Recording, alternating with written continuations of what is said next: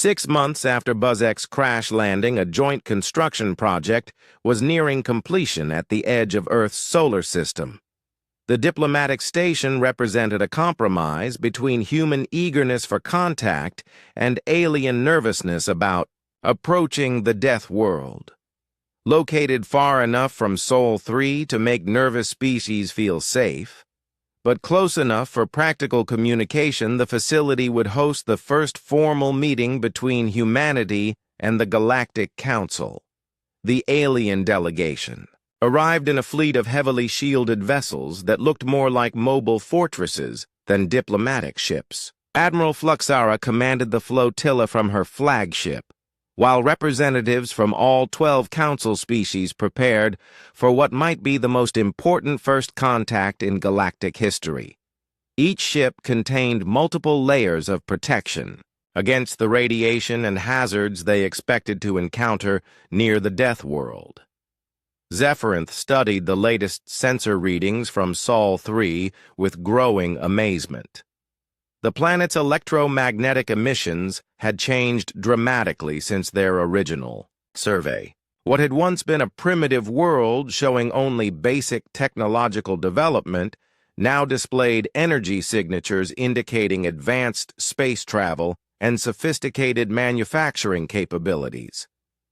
In just 6 months, the humans had apparently reverse-engineered principles from BuzzX's damaged spacecraft and built their own faster-than-light vessels. The speed of their technological advancement was unprecedented in galactic history. Most species required centuries to develop space travel, even when provided with detailed technical specifications.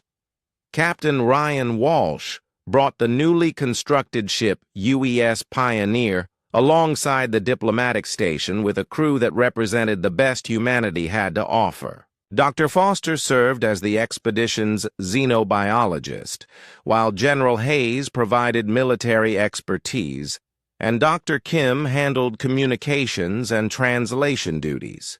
Their ship was a hybrid of human engineering and alien technology that should have been impossible to build in such a short time. The human delegation boarded the station wearing minimal environmental protection that shocked their alien observers. While every council species required extensive life support systems to survive in the station's controlled atmosphere, the humans seemed perfectly comfortable with basic pressure suits and simple breathing apparatus. War Prime Thakmor studied the human representatives with the calculating gaze of a professional warrior. These creatures moved with a casual confidence that suggested they feared nothing the galaxy could threaten them with. Their equipment was functional rather than ornate, and they showed none of the elaborate safety precautions that characterized civilized behavior. The formal negotiations began with cultural exchange sessions designed to help both sides understand each other's backgrounds and motivations. What emerged from these discussions was a picture of two completely different approaches to existence that had somehow produced intelligent civilizations. The galactic species had evolved on worlds where survival was relatively easy and cooperation was essential for advancement.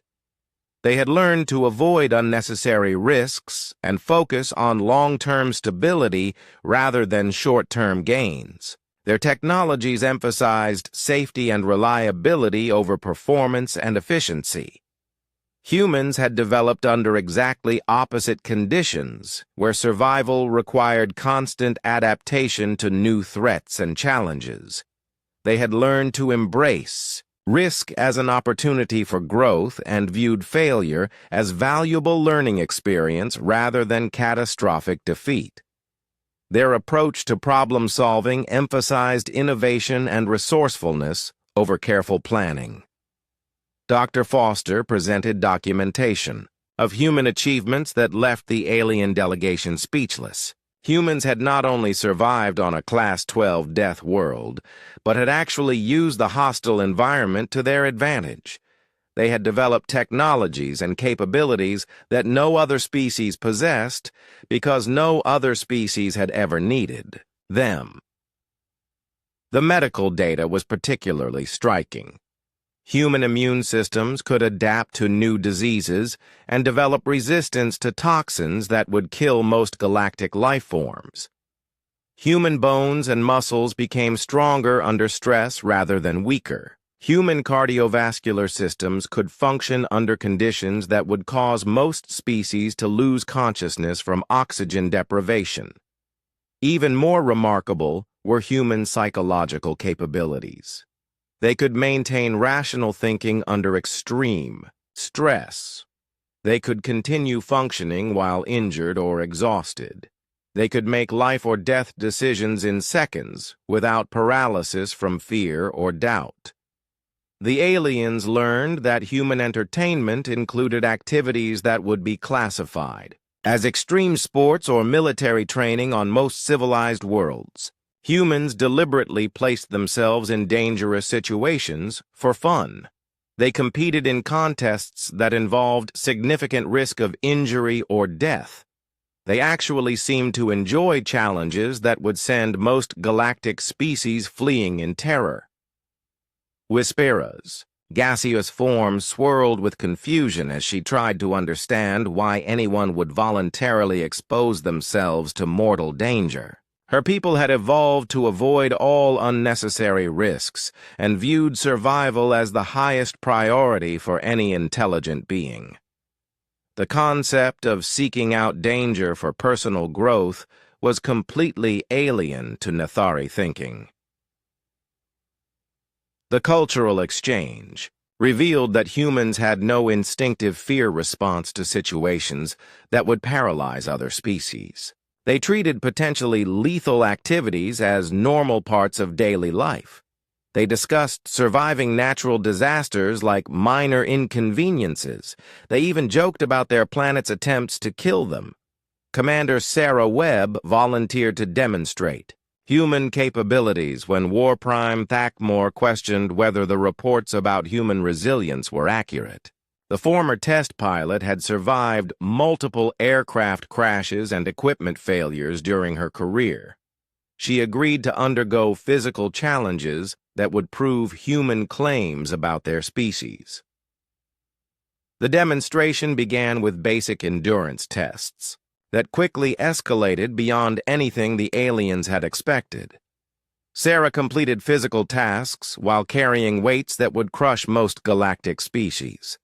She maintained cognitive function while subjected to acceleration forces that would render most beings unconscious.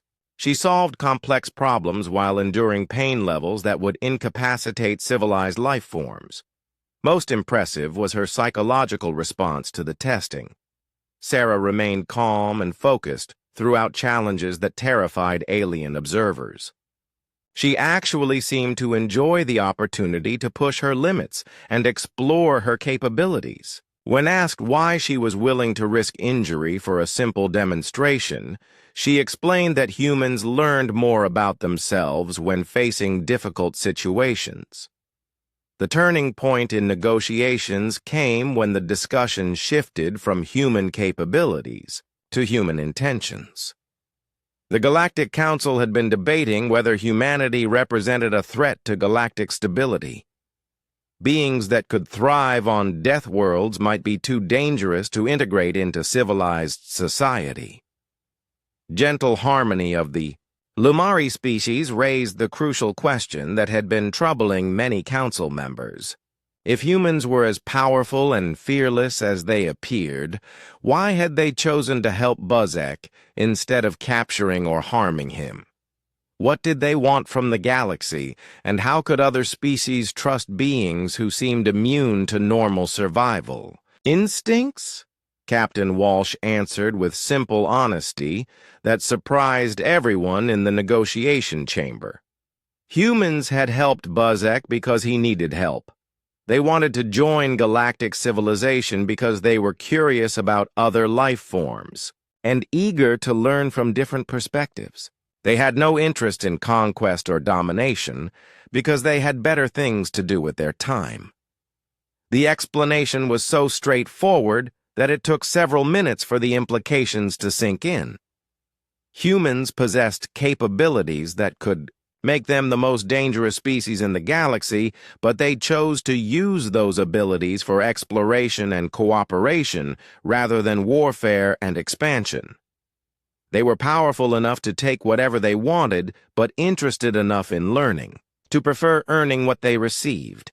Dr. Kim presented humanity's proposal for integration into galactic society. Humans were willing to share their unique capabilities in exchange for access to galactic knowledge and technology. They could serve as explorers and researchers in environments too dangerous for other species. They could handle emergency situations that required quick thinking and physical resilience. Most importantly, they could serve as protectors for species that had evolved in safer environments. The same traits that allowed humans to survive on Earth would make them ideal defenders against cosmic dangers that other civilizations feared. They were crazy enough to go where others could not survive, and tough enough to protect those who could not protect themselves. The proposal represented a perfect symbiotic relationship. Galactic species could provide humans with advanced technology and scientific knowledge, while humans could provide protection and exploration services that no other species could offer. Both sides would benefit from cooperation without either side dominating the other. Admiral Fluxara called for a formal vote on humanity's application for council membership. The decision was unanimous in favor of acceptance, but with a unique modification to the normal integration process.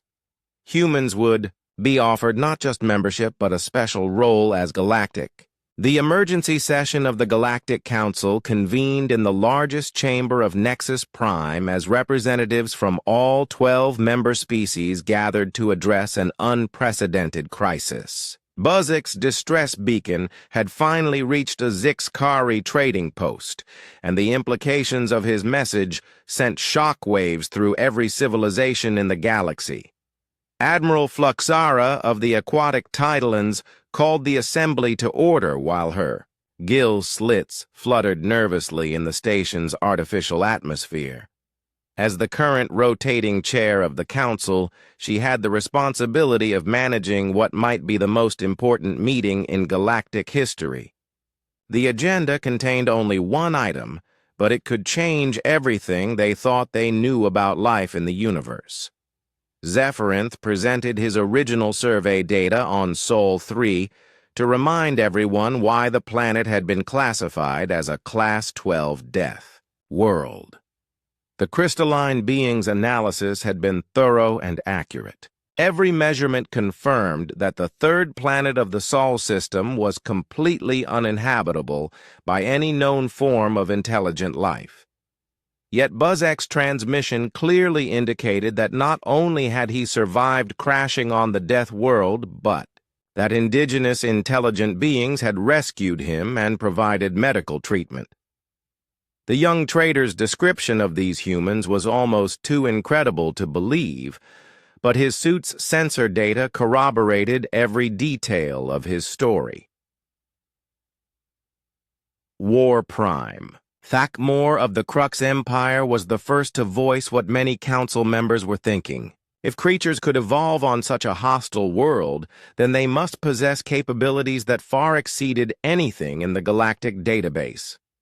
Beings that could survive constant exposure to deadly radiation and toxic atmospheres might represent a threat to every civilized species in the galaxy. The militaristic Crux had built their civilization on the principle that strength determined survival. They respected power and feared anything that might challenge their position as the galaxy's dominant military force.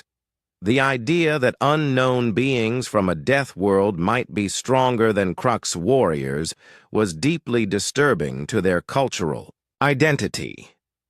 Gentle Harmony of the peaceful Lumari species disagreed with the war leader's assessment. Her people had evolved on a world where cooperation and mutual aid were essential for survival.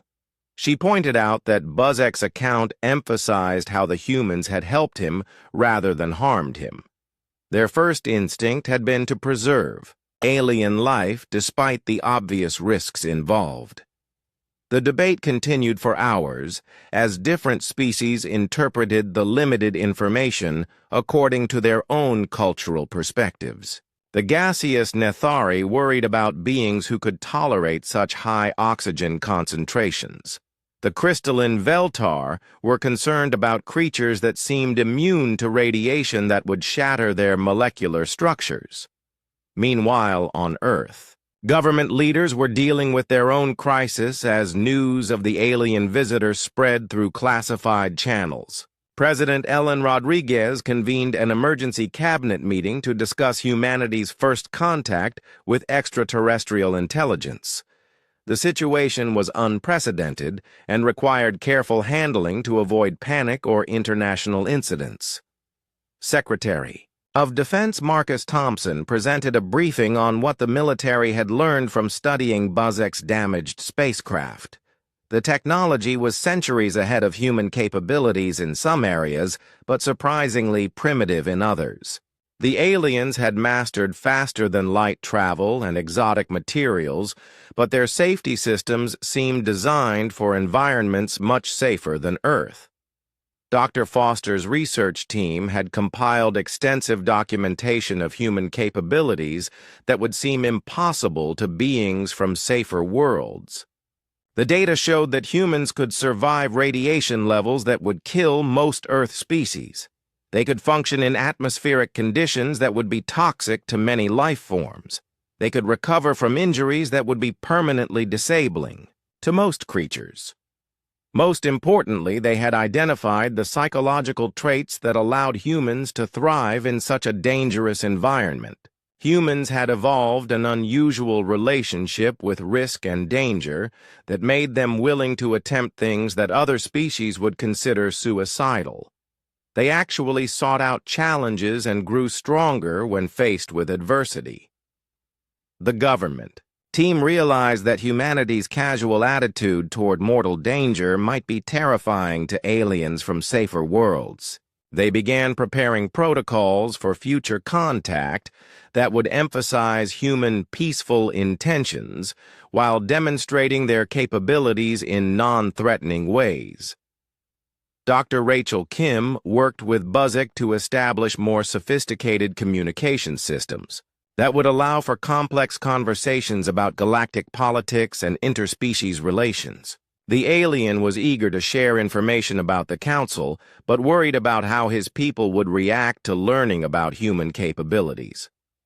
The young trader explained that most galactic species had never encountered anything like the environmental challenges that shaped human evolution. They had developed advanced technology without ever facing the kind of selection pressures that made humans so adaptable and resilient. The very traits that allowed humans to survive on Earth would seem impossibly dangerous to civilizations from safer worlds. Buzzek described how galactic society was organized around the principle of avoiding unnecessary risks. Space travel was heavily regulated with multiple safety inspections and emergency protocols. Colonization was limited to worlds that met strict environmental standards. Even scientific research was conducted under carefully controlled conditions to prevent accidents. The concept of deliberately seeking out dangerous situations for entertainment or personal growth was completely alien to galactic thinking. Most Council species would consider human recreational activities like mountain climbing or deep sea diving to be forms of ritualized suicide.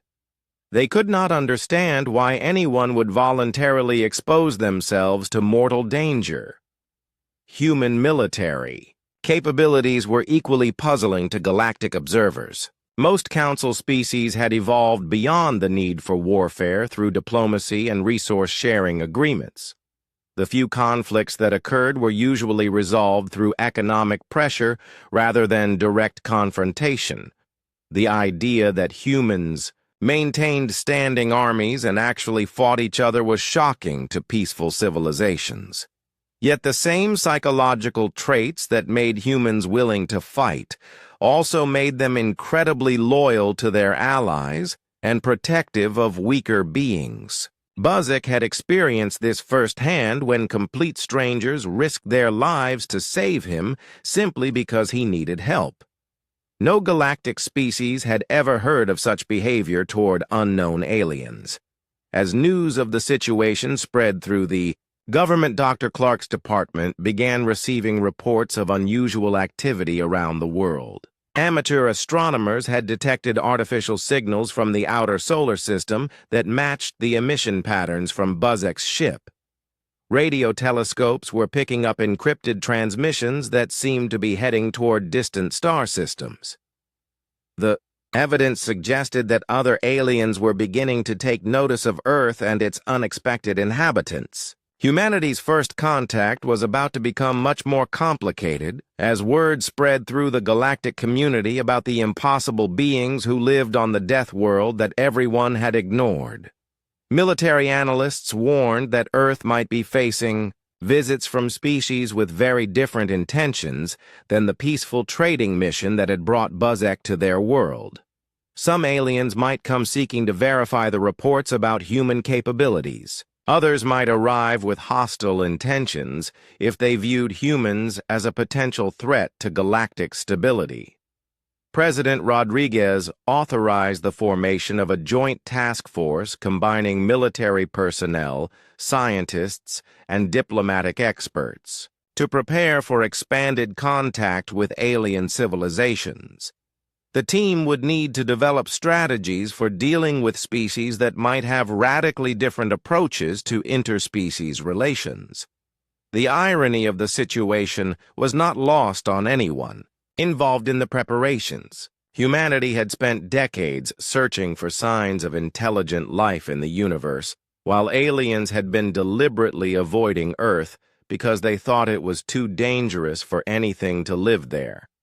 Now that first contact had been established, both sides were discovering that their assumptions about each other had been completely wrong.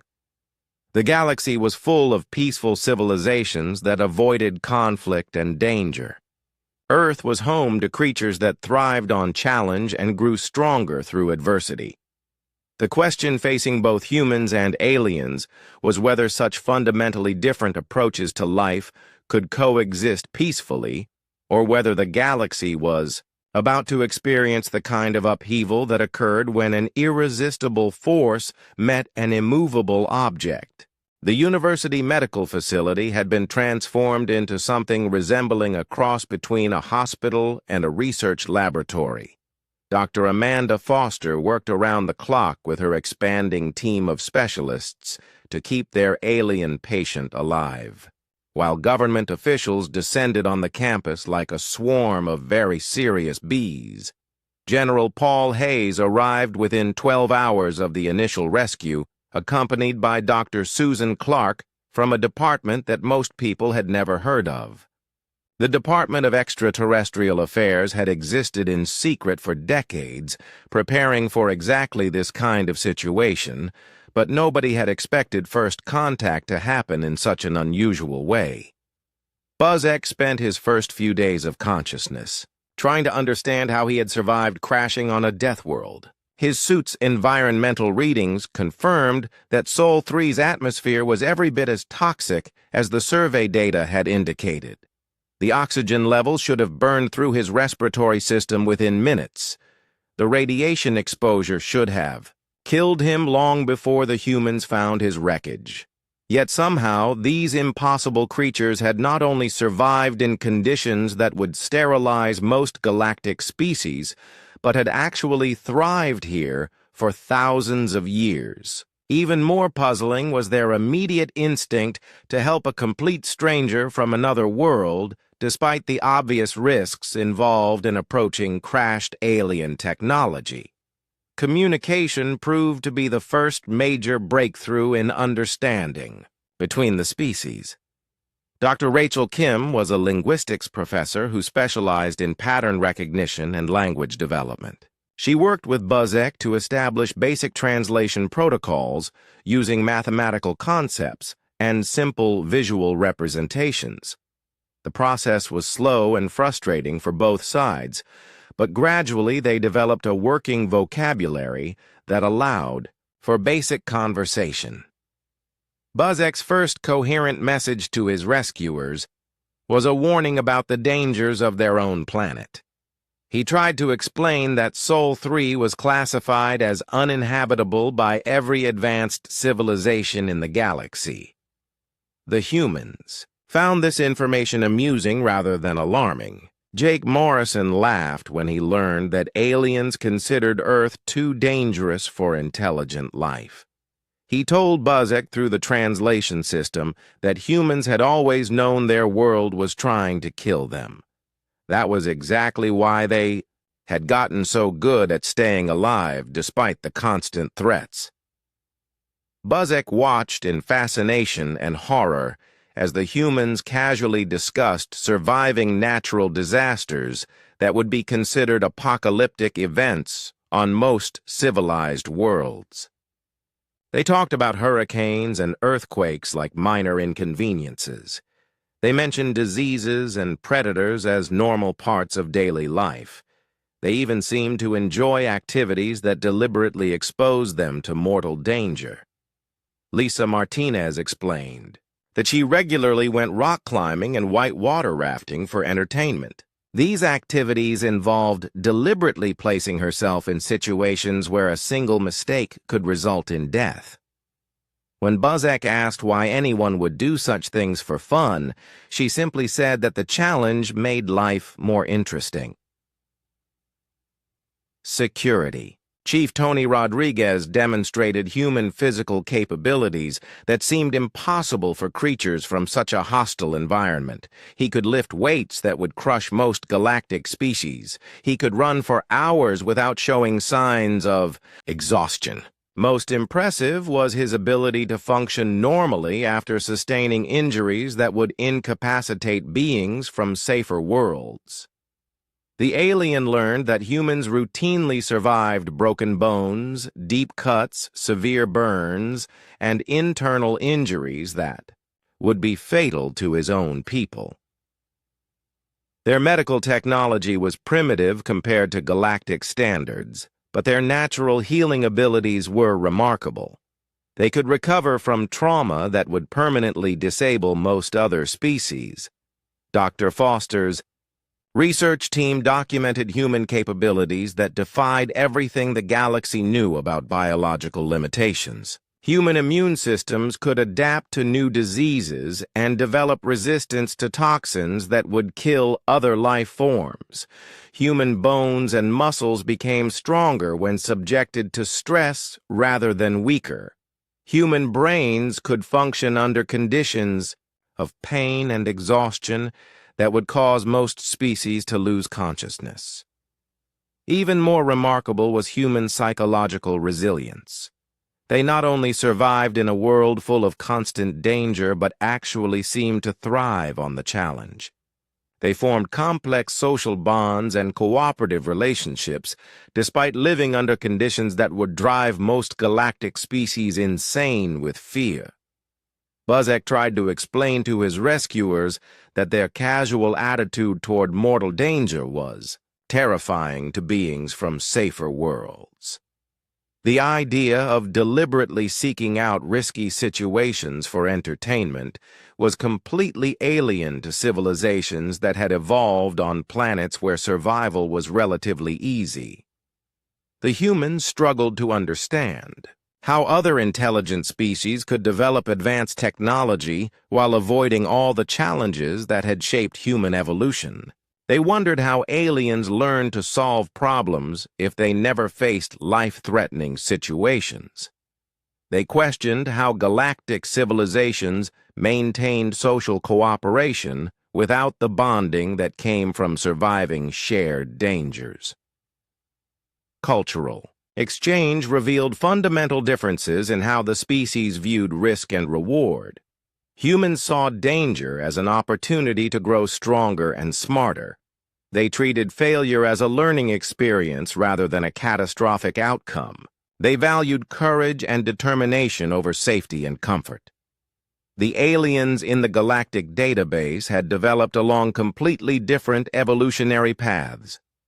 Most had evolved on worlds where the primary survival challenges came from competition with other species rather than environmental dangers. They had learned to avoid risk rather than embrace it. They valued stability and predictability over growth and change. Dr. Clark's analysis of Buzzek's technology revealed the extent of the gap between human and galactic approaches to problem solving. Alien equipment was designed with multiple redundant safety systems and fail-safe mechanisms that prevented dangerous malfunctions. Every component was over-engineered to ensure that nothing could go wrong under normal operating conditions. Human technology took exactly the opposite approach. They built machines that operated at the edge of their performance limits and required constant maintenance and adjustment to keep working. They accepted that equipment would break down regularly and designed systems that could be repaired quickly, using available materials.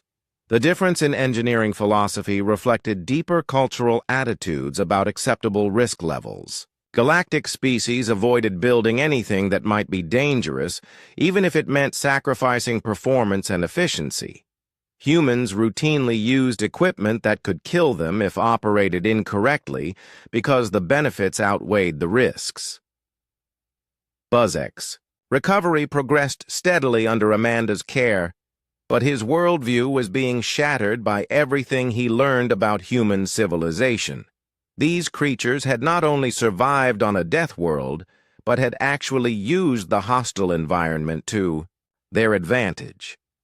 They had become stronger and smarter and more adaptable than any species in the galactic database. The implications were staggering. If humans could thrive on Sol 3, then they could probably survive anywhere in the galaxy. They might be the only species capable of colonizing truly hostile environments that other civilizations considered completely uninhabitable.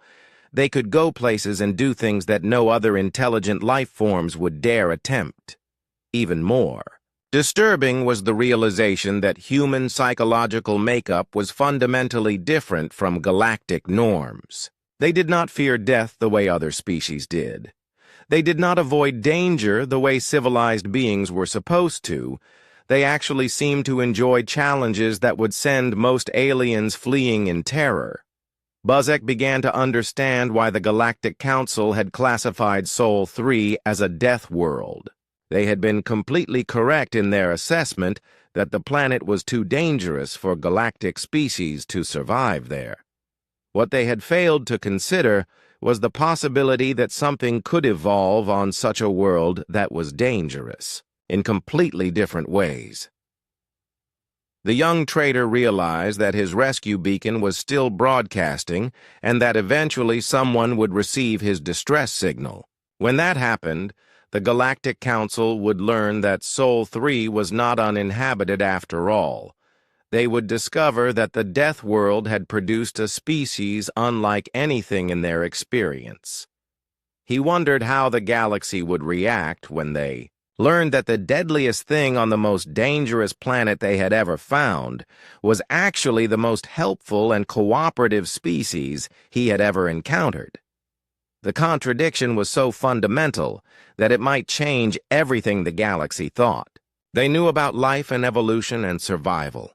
2 years had passed since the Galactic Council placed their quarantine warning on Sol 3, but young beings often make poor decisions when profit calls to them. Buzzek belonged to the insectoid Zixkari species and worked as an independent mineral trader in the Outer Rim territories. His multifaceted eyes had spotted an opportunity that older and wiser traders had missed completely. The quarantine databases listed Sol 3 as uninhabited, which meant any valuable minerals found there would belong to whoever claimed them first. Buzzek had studied the probe data and noticed high concentrations of rare metals in the planet's crust. The Death World classification actually made his plan more appealing. because it meant no competition from other traders. His small scout ship was designed for quick trips to asteroid fields and uninhabited moons. The vessel had basic life support systems and minimal shielding because the Zixkari normally operated in safe regions of space with low radiation levels. Buzek figured he could drop down to the planet's surface, grab some mineral samples, and leave before the hostile environment could cause any serious damage to his equipment. The first sign of trouble came when his ship entered the outer edge of Sol 3's magnetic field. Radiation alarms started screaming as high-energy particles began bombarding his hull. The ship's computer system started malfunctioning as electromagnetic interference disrupted the delicate crystalline circuits that the Zixkari used for navigation and communication. Buzzek tried to retreat back to safe space, but his engines were already failing. The radiation levels around Sol 3 were far beyond anything his species had ever encountered. The magnetic field that protected the planet's surface was actually trapping and concentrating deadly particles in huge belts around the world. His ship was being cooked from the inside out by radiation that could sterilize an entire city. Emergency power kicked in as main systems failed one by one. The young trader realized he was going to crash on the deathworld surface, whether he wanted to or not. His only choice was to try steering toward what looked like a relatively flat area and hope his environmental suit could keep him alive long enough to send a distress signal. The ship hit the rocky ground of a mountain range with tremendous force. Metal screamed and tore as the vessel bounced and rolled down a steep slope, before finally coming to rest against a cluster of large boulders. Buzzek's exoskeleton cracked in 3 places, and green fluid leaked from his breathing apparatus. The crash had damaged his suit's atmospheric recycling system. He managed to activate his emergency beacon before the pain became too intense to focus properly. The device would broadcast his location and identity to any Zixkari ships in the region, but he knew none of his people would risk entering this star system. The beacon signal would take weeks to reach the nearest trading post and months to get back to Zixkari space.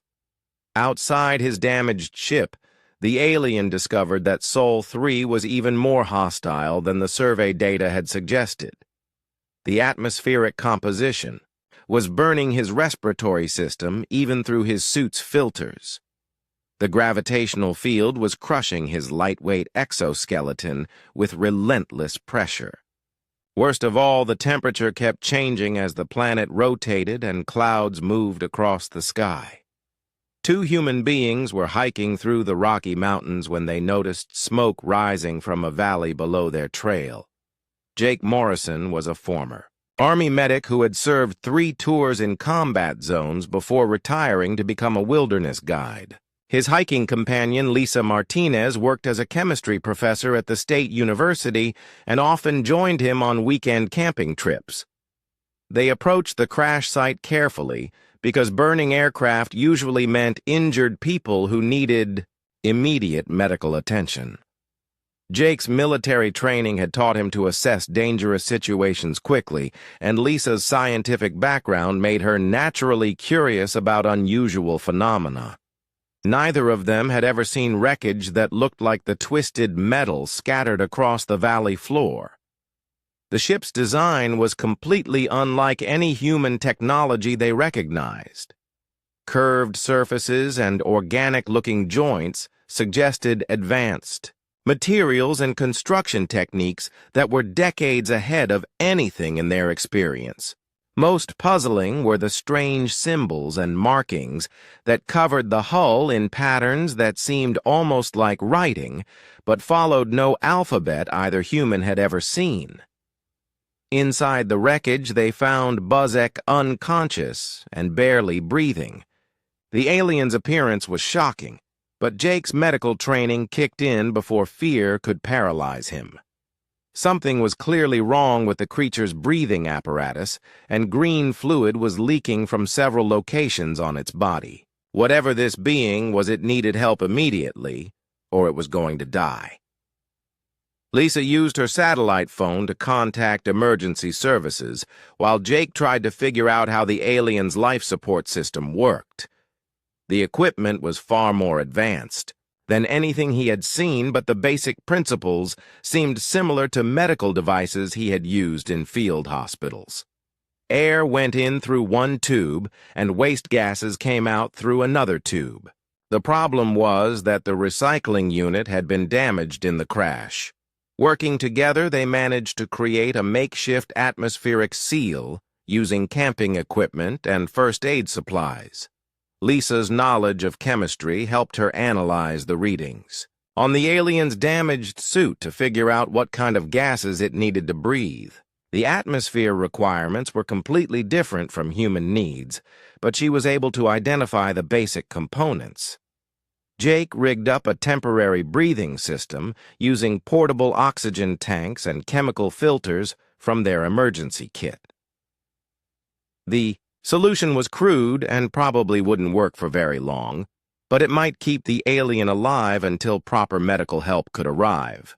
They had no idea if their intervention would actually help, or if they might be poisoning the creature with gases that were toxic to its species. Dr. Amanda Foster received the emergency call while teaching an advanced biology class at the university. The local authorities had found what appeared to be a crashed aircraft with an injured occupant of unknown species. As the region's only xenobiologist, she was the closest thing to an expert they could find on short notice. She arrived at the crash site with a team of paramedics and emergency medical equipment. The alien was still unconscious, but its vital signs had stabilized thanks to Jake and Lisa's improvised life support system. Amanda had studied theoretical xenobiology for years, but had never expected to encounter actual alien life during her career. The creature's physiology was fascinating and terrifying at the same time. Its exoskeleton was clearly designed for a low-gravity environment, and the breathing apparatus suggested atmospheric requirements that would be lethal to humans. Most disturbing was the evidence that this being had evolved on a world with much lower radiation levels and less atmospheric pressure than Earth.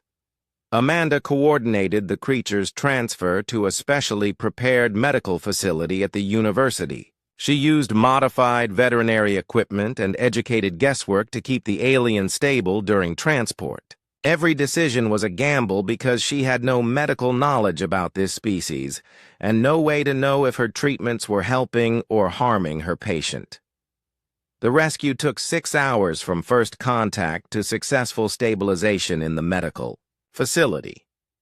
During that time, Jake and Lisa stayed with the alien and helped Amanda's team understand how they had managed to keep it alive using camping gear and basic first aid supplies. Their quick thinking and willingness to help a completely unknown species had probably saved the creature's life. News of the rescue spread quickly through classified government channels. Military officials and intelligence agencies wanted to know everything about the alien visitor and its advanced technology. Scientists from around the world requested permission to study the wreckage and meet with the survivor. BuzzX slowly regained consciousness in a sterile medical environment surrounded by beings that should not have existed. According to everything, his people knew about Sol 3. These creatures lived on a world that would kill most galactic species within hours. Yet they had not only survived in this hostile environment, but had actually saved his life when he crashed on their planet. The irony was not lost on him. He had come to this death world expecting to find valuable minerals and empty land.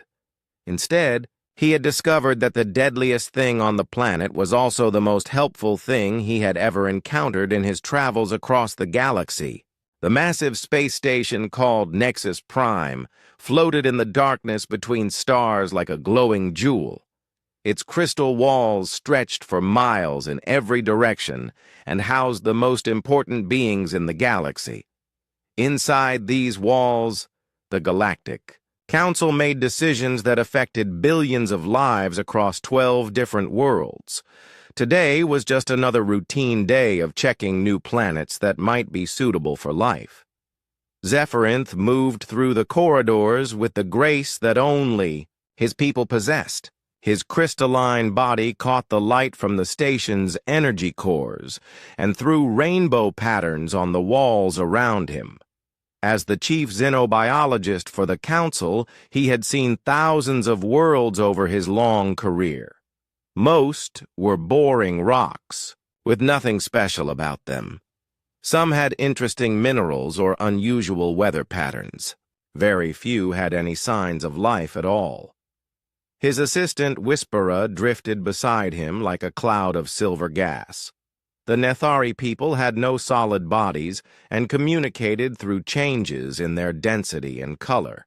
Right now, Whisperer was showing excitement through rapid swirls of bright blue and gold. They had found something interesting in the latest batch of survey reports. The two beings entered the main analysis chamber, where dozens of holographic displays showed planets from across the galaxy.